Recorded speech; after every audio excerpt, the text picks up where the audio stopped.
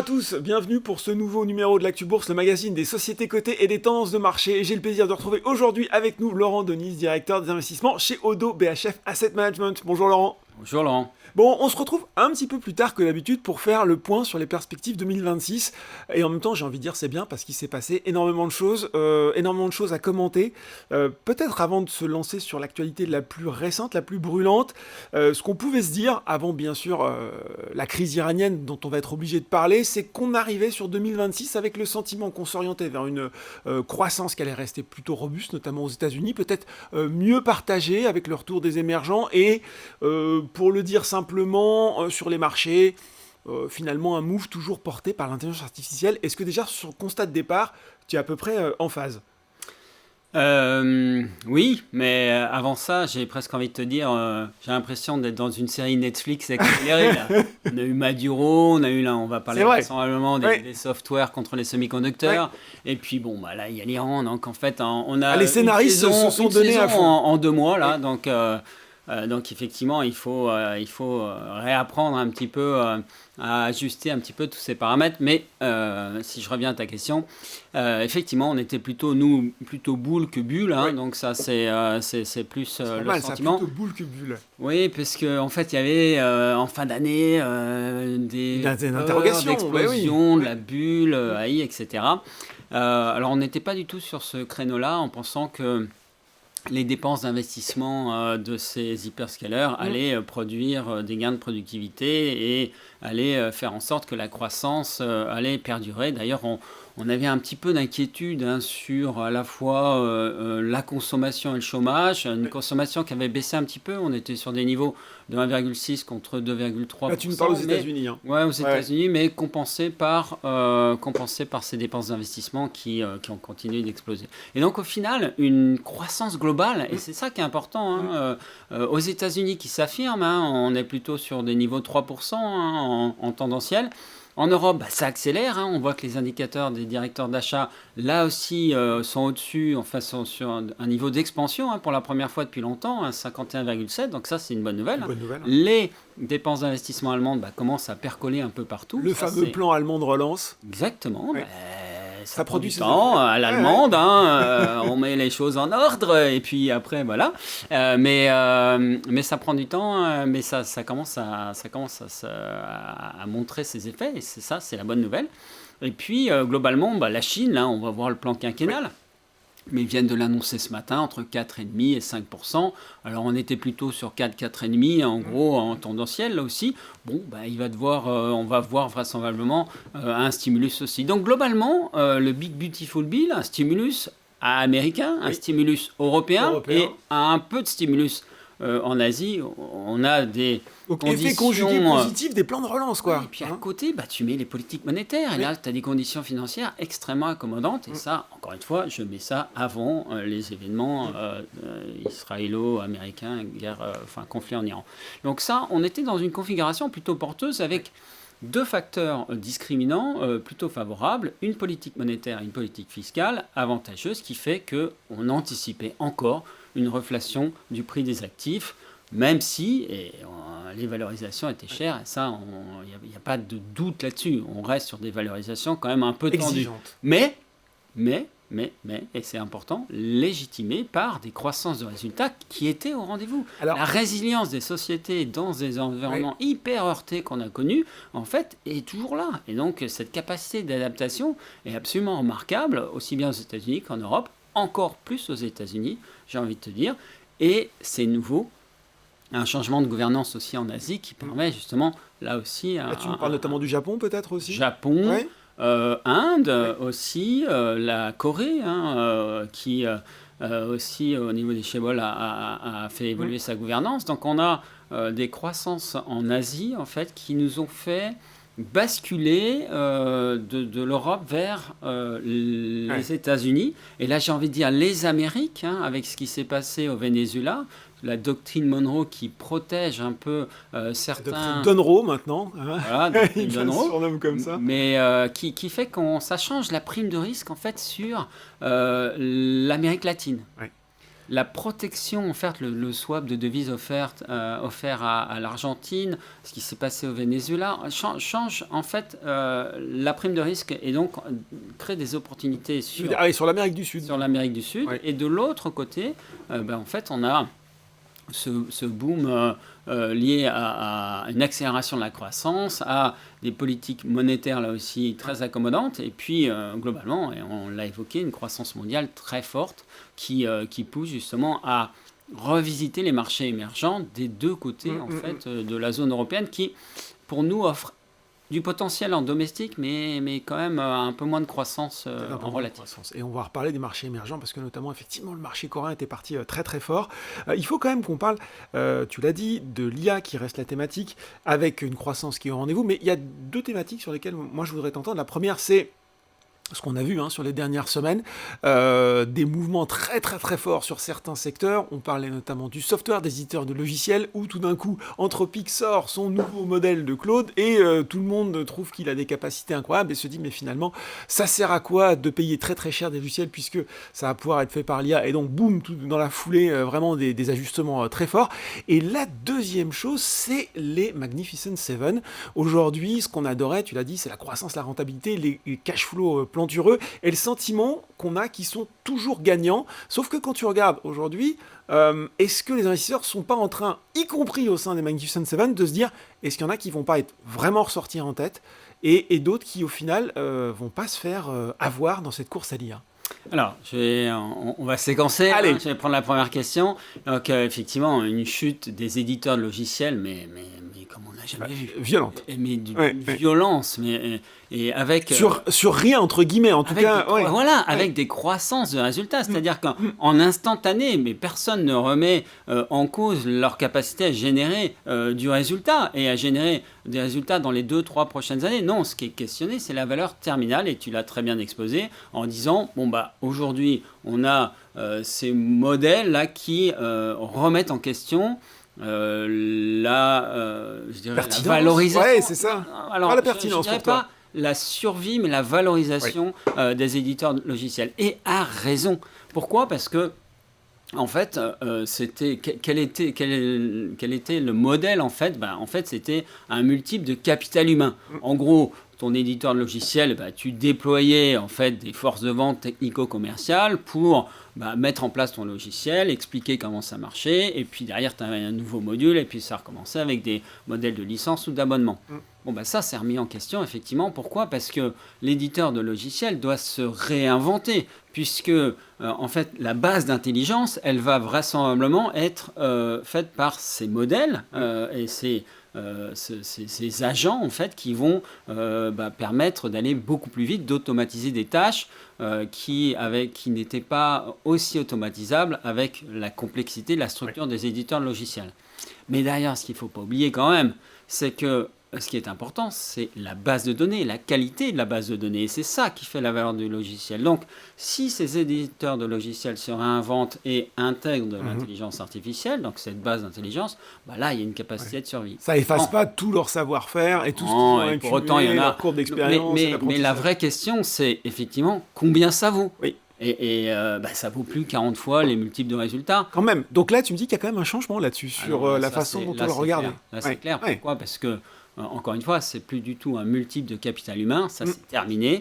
On va pas déployer autant de forces de vente, on sera dans le cloud, etc. Donc ça veut dire que ça vaut peut-être 15 fois, 10 fois, je ne sais pas. Je prends un exemple, on va peut-être pas avoir une dérive comme Téléperformance, mais Téléperformance, ça valait 20-30 fois les résultats. Donc spécialiste des centres d'appel, pour les gens qui ne connaîtraient pas, notamment. Merci la précision. Un moment, au CAC 40. À un moment, ça valait une société qui emploie 400 000 personnes, quand même. Après, ça valait 12 fois, tout le monde disait c'est une aubaine. Et puis, 3 fois, aujourd'hui, ça vaut à peu près ça. Personne n'en veut. Donc, effectivement, il va y avoir des gagnants et des perdants. Certains éditeurs de logiciels sur la cybersécurité, sur des domaines extrêmement spécifiques qui vont survivre, qui vont s'en sortir, et puis d'autres qui vont se faire attaquer et qui ne valent plus la même chose. Et je rebondis par rapport à ta deuxième question. Est-ce que les sets sont toujours magnifiques? Voilà. Est-ce qu'on remet en cause parce qu'effectivement... Tu as forcément vu le mouvement sur Microsoft, notamment. C'est à eux que je pense, sur la baisse. Hein. C'est vrai, mais Microsoft, c'est aussi un éditeur de logiciels. Hein. Oui. Donc, mais un éditeur de logiciels, et alors je reviens sur la première partie, qui commence à intégrer Copilot dans ses solutions, dans ses différentes solutions. Exactement. Ouais. Donc, il est déjà en train de faire la mue. Et pour autant, est-ce que Microsoft vaut la même chose qu'auparavant? C'est peut-être pas complètement vrai. Et d'ailleurs, tu vois, ça vaut 22 fois aujourd'hui, alors que ça valait plus de 30 fois. Quand on regarde les hyperscalers, il y a quand même, il y aura des gagnants et des perdants. C'est exactement ce que tu as dit, et c'est une course à l'hégémonie technologique. Et j'ai envie de dire, il n'y a pas que les États-Unis dans cette course, il y a les Chinois aussi. On oublie un petit peu cette partie. Oui, de temps en temps, hop, ils nous sortent un DeepSeek. Exactement, et vraisemblablement, ils nous épatent avec les robots en avoir un qu'on bientôt. voit développement, oui. Mais on regarde les résultats de Broadcom ce matin. En fait, Broadcom va sortir à peu près 100 milliards de chiffre d'affaires en 2027. Nvidia, c'est 200 milliards. C'est des marges opérationnelles de 70%. Ça reste, on reste dans des dimensions de création de valeur complètement délirantes. Alors oui, il y a des modèles qui évoluent puisqu'il n'y a pas assez de cash flow, de création de trésorerie disponible, suffisante pour et les boîtes financer sans dette, les dépenses d'investissement. Donc un recours à la dette qui inquiète un peu.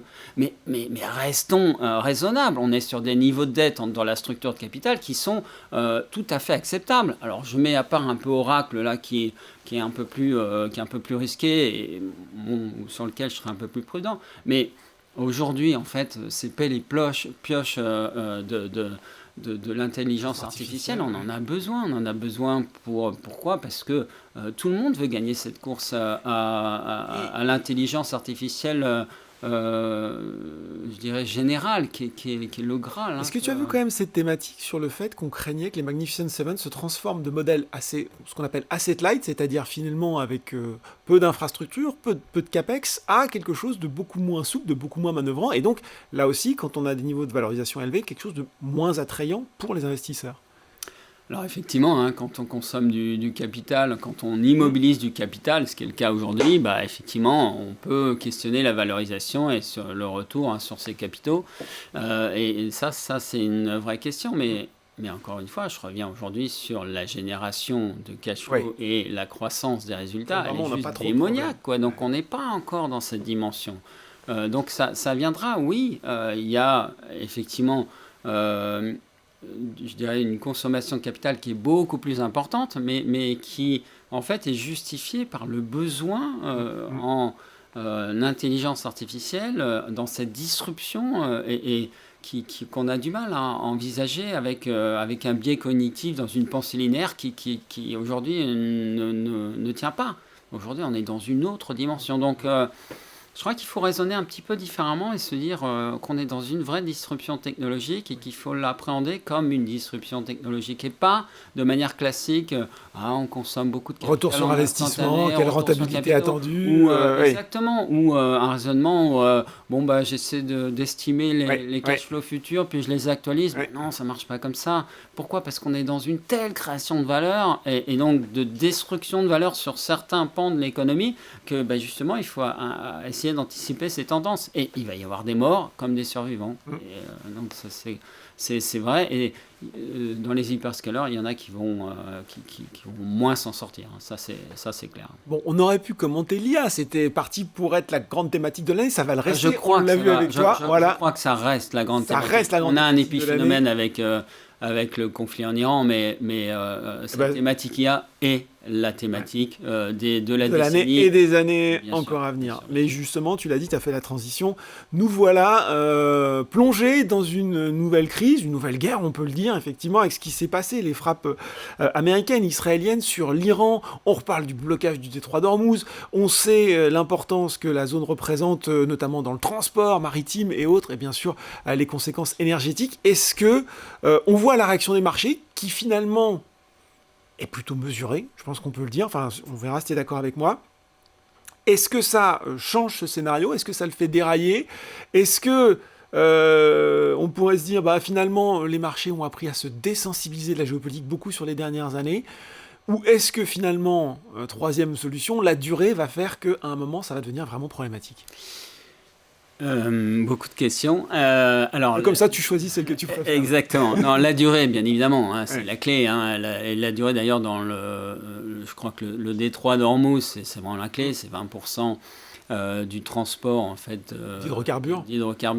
Et donc, effectivement, si c'est bloqué pendant 6 mois. On a vu que la Chine demandait à ce que ce soit rouvert. On voit que même... Il y a une pression. Voilà. Beaucoup de pays n'ont pas intérêt à ce que ce détroit soit fait. Il y a énormément de scénarios, mais il faut être un peu courageux pour t'en donner un et te dire... voilà. Donc, notre sentiment, l'analyse qu'on fait et qu'on privilégie aujourd'hui, c'est que les Iraniens s'attendaient à une attaque des États-Unis, étaient préparés.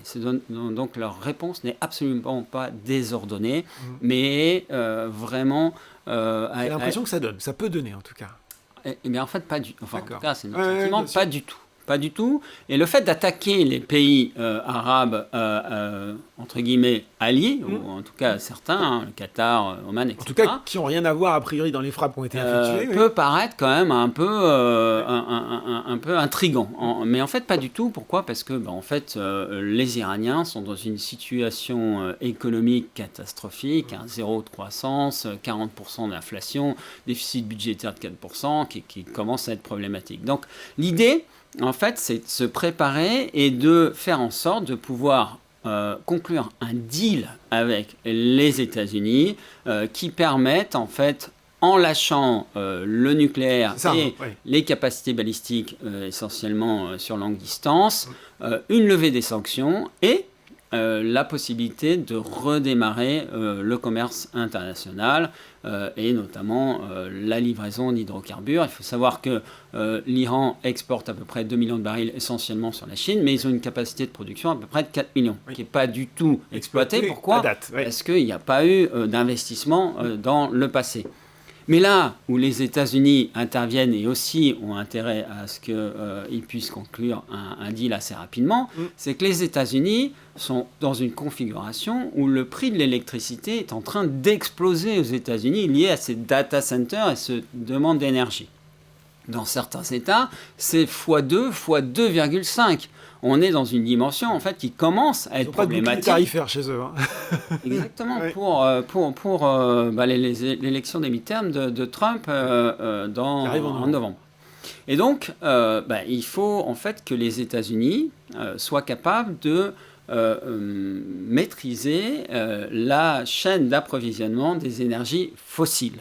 Et donc, on comprend mieux que le Venezuela, c'est important parce qu'on a des réserves à long terme. Et puis, l'Iran devient aussi, dans en fait, ce mode de pensée absolument indispensable. Et en fait, ce deal, s'il était conclu, permettrait aux États-Unis de faire venir leurs compagnies pétrolières et finalement de commencer à faire exactement ce qu'ils ont en tête. Tu penses y compris en Iran, peut-être, c'est ça ? Y compris en Iran. C'est notre scénario. Okay. Et donc, on considère aujourd'hui que ça devrait être... on est là dans... La négociation n'a pas cessé. Oui. On est toujours dans une négociation. Alors oui...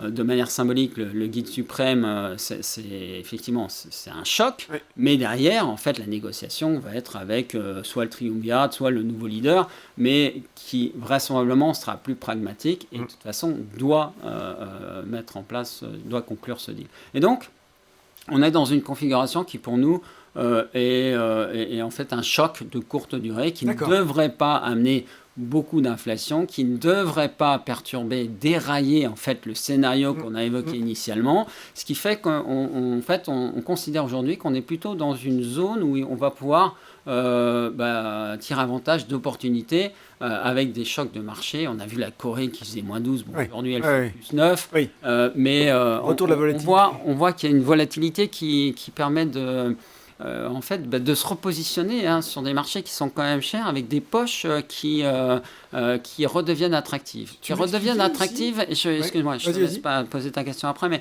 pourquoi ? Parce qu'en fait, on a en fait, on avait un effet de levier, notamment de la partie de la population retail. C'est la question que j'allais te poser, ouais. Cet aspect important des investisseurs particuliers dans les mouvements de marché actuels. Qui, eux, se font lessiver. Pourquoi ? Parce que ils avaient des multiples de leviers de 10 fois, 20 fois aux États-Unis.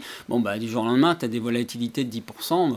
Hop, terminé. C'est l'appel de marge impitoyable. Et donc, tout ce qu'on appelle dans notre jargon le hot money, les mains chaudes, voilà, en fait, ça va être un peu lessivé. Ça va permettre aux institutionnels ou à des gérants comme nous de revenir de manière un peu plus sereine sur le marché, de pouvoir tenir les positions et de construire une base finalement beaucoup plus solide avec un peu moins de volatilité. Et c'est ça qui est intéressant. Mais ce qui est aussi intéressant, c'est que en fait, on a aucune différenciation dans la valeur relative d'un actif par rapport à l'autre quand on doit liquider ses actifs, quand on est obligé. Et c'est ça qui est intéressant. Tu vends tout. Regarde l'or, en fait, qui a perdu 5% il y a 2 jours. Regarde les valeurs de la défense. Et donc, c'est ça qui permet peut-être de se dire... tu veux dire que les fondamentaux de ces boîtes n'ont pas bougé. Les valeurs de la défense restent sur de belles perspectives, mais quand on est obligé de vendre parce que effectivement on est en forte moins-value, on fait plus de distinction, quoi. Exactement. Ouais. Et c'est donc on rachète de l'or, on rachète des valeurs de la défense, on rachète des valeurs bancaires qui sont punies aux États-Unis un peu à raison par effectivement les expositions sur les éditeurs de logiciels et le crédit privé. Donc ça c'est un petit peu à raison, mais aucunement raison en Europe. Ouais. Honnêtement, là, on a eu une séquence là, sur certaines valeurs, Santander qui a perdu 15%. Enfin, ça nous paraît un peu exagéré. Et donc, en fait, on revient sur les segments qu'on privilégiait, domestiques en Europe, la défense, les banques, tout ce qui sont les utilities, à travers d'un thème d'électrification aussi, un peu moins sur des valeurs défensives qui ont joué leur rôle de valeurs défensives, mais peut-être trop, là aussi en exagération. Les valeurs télécoms aujourd'hui n'ont pas de croissance de résultats et donc sont sur des multiples un petit peu délirants. Donc on privilégie en fait la croissance de résultats futurs et surtout on essaie de tirer parti de ces aberrations de marché liées à ce levier et liées à cette peur aussi. La peur, la panique en fait c'est souvent vraiment quelque chose qui génère des opportunités, en tout cas pour des gérants qui sont un peu plus sur du long terme, ce qui est notre cas.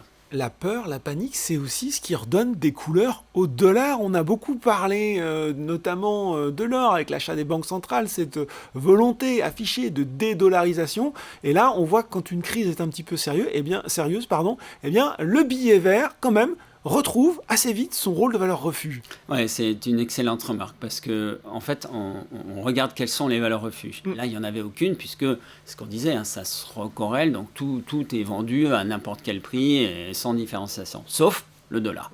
Et effectivement, on a rajouté du dollar et surtout, on se dit, si le dollar s'apprécie, vraisemblablement, on va avoir une répatriation des actifs en fait qui avaient été exportés, délocalisés, exportés sur les marchés émergents, sur les marchés américains et peut-être sur la technologie. Donc on remonte nos expositions sur la technologie dans cet environnement où le Nasdaq, par exemple, en différenciant software et technologie et semi-conducteurs, mais en se disant qu'il y a de la valeur effectivement sur le marché américain dans cette optique, avoir du dollar, mais aussi dans une valeur long terme sur ce qui crée vraiment de la croissance, c'est-à-dire la technologie, et notamment américaine, pas simplement chinoise également.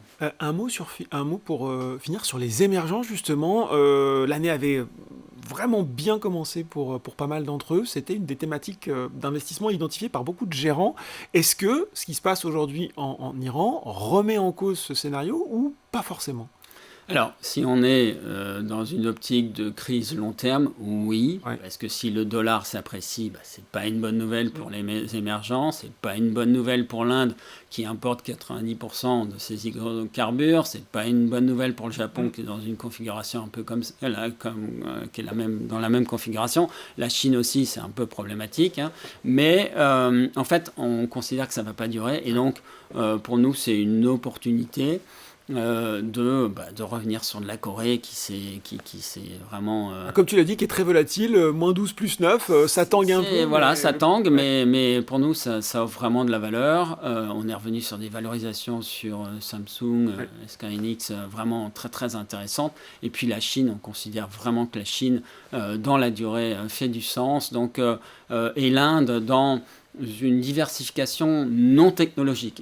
Alors l'Inde se comporte plutôt mal depuis le début de l'année, on doit être à moins 7, mais là aussi dans une autre dimension, qui est une dimension coût du travail très peu cher, et donc qui va générer des investissements étrangers, parce qu'il faut bien payer les retraites en Europe, aux États-Unis ou au Japon, et en fait il faut aller chercher le coût du travail le plus faible, et donc il y aura forcément des investissements en Inde, et donc on est assez confiant sur la capacité de l'Inde à performer dans les prochaines années. Mais encore une fois, essayons de se projeter un petit peu plus loin que les événements là récents. Et dans cette optique, en fait, les deux paramètres discriminants, c'est les paramètres qui existaient en début d'année, que sont la masse monétaire, et donc les conditions financières qui restent extrêmement accommodantes, avec vraisemblablement des baisses de taux qui seront peut-être un peu moins importantes aux États-Unis, mais qui restent quand même très favorables, et puis ce stimulus fiscal partout dans le monde qui vont porter la reflation des actifs. Il n'y a pas d'inflation à craindre hormis la reflation du prix des actifs. Même aux US, tu ne crains pas l'inflation. Même aux US, bien sûr. Même aux US. On est avec ce Big Beautiful Bill dans une accélération en fait, du stimulus, alors qu'on n'en a pas besoin, mais ça va porter... tant que tu as une masse monétaire en fait, qui est supérieure à la production, et c'est le cas aujourd'hui, et ben, en fait, tu as une reflation du prix des actifs parce que cet argent thésaurisé, il va s'investir sur les marchés, sur les actifs réels ou non réels. Donc on reste dans cette optique, et tant qu'on est dans cette configuration, assez confiant sur du moyen terme. Assez confiant sur du moyen terme, et on met à profit les mouvements de marché pour identifier les fortes baisses, et pas forcément les fortes baisses méritées, et pour se placer avec une vision, tu l'as dit, de moyen long. Ne paniquez pas. Voilà, ce sera le mot de la fin. Merci beaucoup Laurent. Merci Laurent. Merci de nous avoir suivis pour ce numéro de l'Actu Bourse. Et puis si vous suivez cette émission sur YouTube, n'hésitez pas à lâcher un pouce en l'air et à vous abonner à notre chaîne. À très bientôt pour un nouveau numéro.